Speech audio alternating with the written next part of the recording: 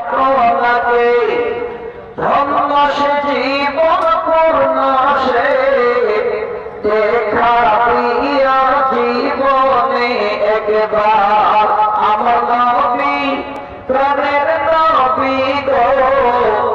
আপনি হইলেন জান্নাতের সরদার।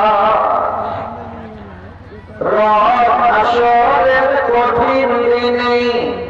ইয়া নফসি নফসি বলিবে